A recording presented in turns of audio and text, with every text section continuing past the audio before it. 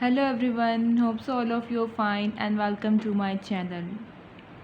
आज मैं आप लोगों को एविडेंस बेस्ड प्रैक्टिस का चैप्टर नंबर 5 कवर कराऊंगी। मैंने चैप्टर नंबर 4 और चैप्टर नंबर 6 कवर करवाया था एविडेंस बेस्ड प्रैक्टिस का। तो बहुत से स्टूडेंट्स की रिक्वेस्ट आ रही थी, मुझे इंस्टाग्राम पे फेसबुक पे मैसेजेस भी आ रहे थे कि मैम हमें चैप्टर 5, 6, 8, 9, 10 भी कवर करवा दें।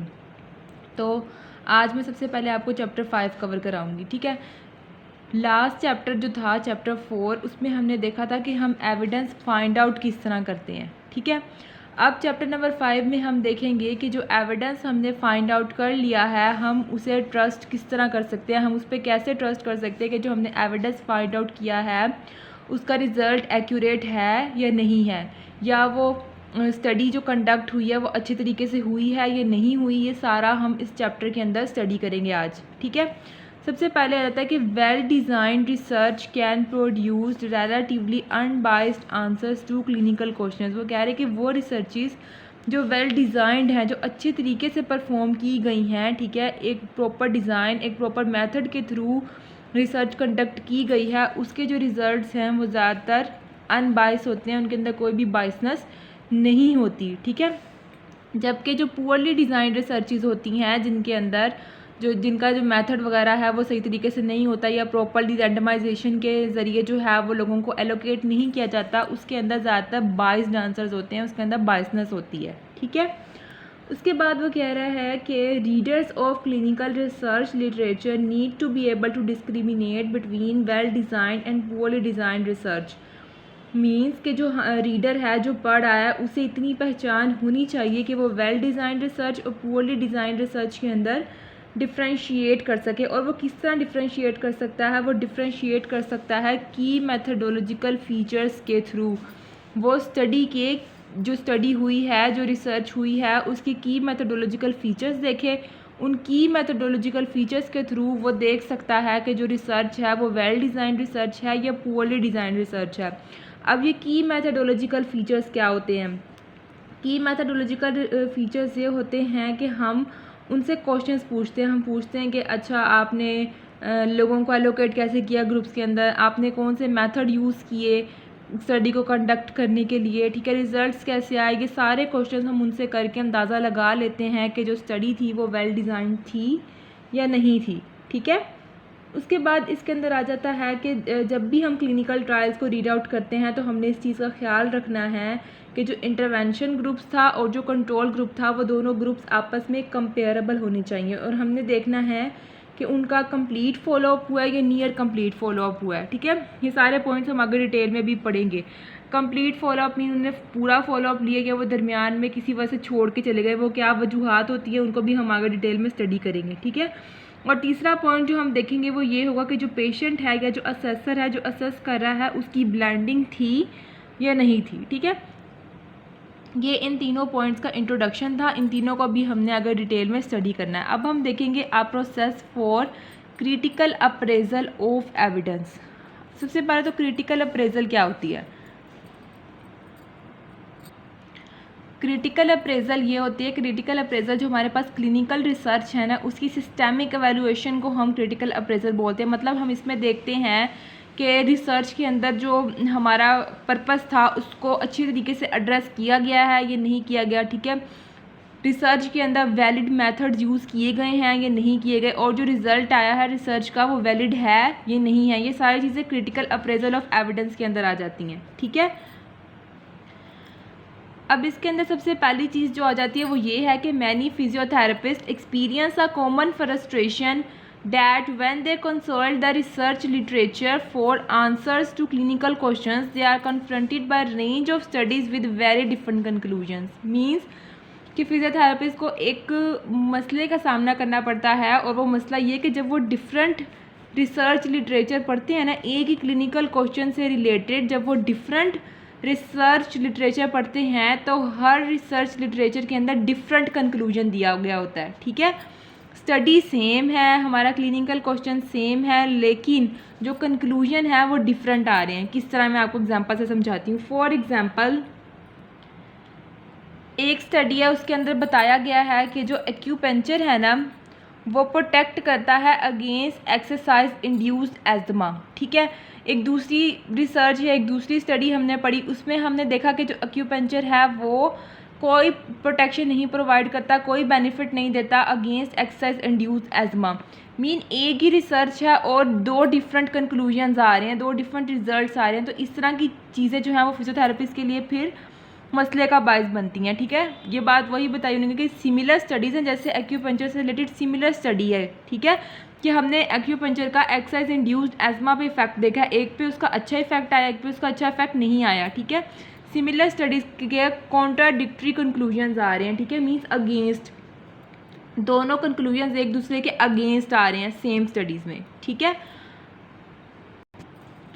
नेक्स्ट अब हम देखेंगे why is the literature apparently so inconsistent. ठीक है, लिटरेचर अपेरेंटली इनकन्सिस्टेंट क्यों लग रहा होता है। ठीक है, इसकी जो है वो बहुत सारी एक्सप्लेनेशंस हो सकती हैं। ठीक है, सबसे पहली तो ये कि फर्स्ट देयर में be important differences between studies in the type of patient included. Mean सबसे पहले तो ये डिफरेंस आ सकता है कि स्टडी इनके जो लिटरेचर है वो इनकन्सिस्टेंट क्यों है। उसकी पहली वजह ये हो सकती है कि डिफरेंट स्टडीज़ के अंदर जो पेशेंट इंक्लूड किए गए हैं वो डिफरेंट थे। ठीक है, वो डिफरेंट टाइप के पेशेंट्स डिफरेंट स्टडीज़ के अंदर इंक्लूड किए गए हैं। ठीक है, और जिस वे के अंदर इंटरवेंशन दी गई है पेशेंट को वो वे डिफरेंट है हर स्टडी के अंदर। ठीक है, इस वजह से हमारा लिटरेचर इनकन्सिस्टेंट हो सकता है। या फिर तीसरी चीज़ आ जाती है कि जिस वे में जो है आउटकम मेजर किया गया ना, वो आउटकम डिफरेंट तरीके से मेजर किया गया हर लिटरेचर के अंदर, इस वजह से जो हमारा लिटरेचर है वो भी इनकन्सिस्टेंट हो जाता है। ठीक है, और एक और इम्पोर्टेंट जो कॉज है इनकन्सिस्टेंसी की वो है बायसनेस, कि बायसनेस हो सकती है लिटरेचर के अंदर। जैसा कि मैंने आपको पहले बताया कि अगर पुअरली डिज़ाइंड रिसर्च है तो उसके अंदर बायसनेस होगी। ठीक है, फॉर एग्जांपल एक वेल डिज़ाइंड रिसर्च है और एक पुअरली डिज़ाइंड रिसर्च है, दोनों को सेम इंटरवेंशन दी गई है लेकिन दोनों के आउटकम में डिफरेंस आएगा। ठीक है, जो वेल डिज़ाइंड रिसर्च है उसका आउटकम अच्छा होगा, उसमें बायसनेस कम होगी, जबकि जो पुअरली डिज़ाइंड रिसर्च है उसका आउटकम अच्छा नहीं होगा और उसमें बायसनेस भी बहुत ज़्यादा होगी। अब नेक्स्ट जो हम चीज़ डिस्कस करने लगे हैं that is how much of published content is of high quality. ठीक है, मीन्स अब हम इसमें देखेंगे कि जो हमें फाइंडिंग्स जो रिजल्ट्स मिल रहे हैं रिसर्च के अंदर वो किस हद तक बायसनेस से दूर हैं, उनके अंदर किस हद तक वो हम कह सकते हैं बायसनेस से पाक हैं। ठीक है, और उनकी क्वालिटी कितनी अच्छी है, मतलब जितनी कम उसके अंदर बायसनेस होगी जाहिर सी बात है उतनी ही हाई क्वालिटी होगी कंटेंट की। तो अब हमें ये किस तरह पता चलेगा, अब हम ये पढ़ेंगे। ठीक है, इसमें सबसे पहले आ जाता है कि methodologists have conducted numerous surveys of quality of published research. के जो मैथडोलॉजिस्ट हैं ना, जो ये देखते हैं कि क्या मैथडोलॉजी यूज़ की गई है हमारी जो रिसर्च के अंदर। ठीक है, उन्होंने बहुत सारे जो है वो सर्वेस करवाए हैं जो रिसर्च पब्लिश हो चुकी है उसकी क्वालिटी के ऊपर। ठीक है, और कंक्लूजन यही निकला है कि जो ज़्यादातर पब्लिश्ड रिसर्च है वो पुअर क्वालिटी का है।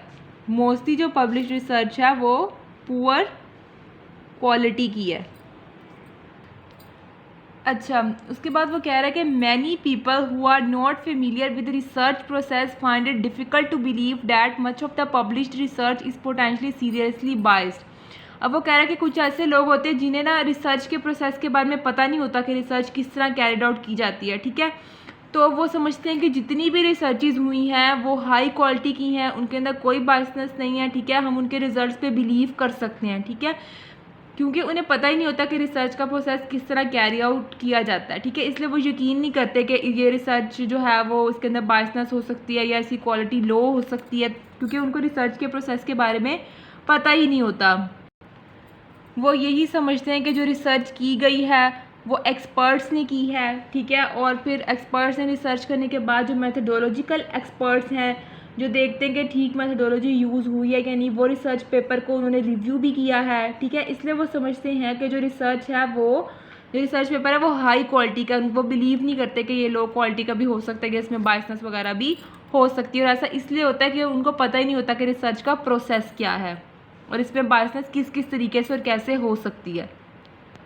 जबकि जो रियलिटी है वो ये है कि जो मोस्टली क्लिनिकल रिसर्चेस जो जर्नल्स के अंदर इंक्लूड की जाती हैं वो पीपल कंडक्ट करते हैं जिनका रिसर्च के अंदर उनकी बहुत कम ट्रेनिंग होती है, ये बिल्कुल ट्रेनिंग होती ही नहीं है। तो ऐसा बंदा जिसकी ट्रेनिंग है ही नहीं, तो जाहिर सी बात है उसकी रिसर्च के अंदर बायसनेस होगी। इसके बाद इसके अंदर आ जाता है कि a quantitative estimate of the quality of randomised trials in physiotherapy is provided by PEDro databases, कि हमें जो है जो रेंडमाइज्ड ट्रायल है फिजियोथेरेपी के अंदर उसकी क्वालिटी का हमें किससे पता चलता है? पेड्रो डाटाबेसिस से। ठीक है, जो सारी की सारी ट्रायल्स हैं पेड्रो डाटाबेसिस के ऊपर, उनको असेस किया जाता है बाय 10 मैथडोलॉजिकल क्राइटेरिया। अब ये 10 मैथडोलॉजिकल क्राइटेरिया क्या है? ये हमारे पास एक मेथडोलॉजी क्वालिटी स्कोर है कि हम क्वालिटी के अकॉर्डिंग स्कोर देते हैं। ठीक है, और इसको हम देते किस तरह, स्कोरिंग को हम देखते हैं कि कितने नंबर ऑफ़ क्राइटेरिया सेटिस्फाई हुए हैं, उसके अकॉर्डिंग हम जो है वो क्वालिटी स्कोर देते हैं। ठीक है, अच्छा फॉर एग्जांपल जो टिपिकल ट्रायल है उसके जो हैं वो 5 क्राइटेरिया सेटिस्फाई हो सकते हैं आउट ऑफ 10। जैसे हमने भी डिस्कस किया कि टोटल 10 मेथडोलॉजिकल क्राइटेरिया हैं, एक टिपिकल ट्रायल के 5 जो हैं वो सेटिस्फाई हो सकते हैं आउट ऑफ 10। लेकिन ये भी पॉसिबल है बहुत सारी ट्रायल्स के अंदर कि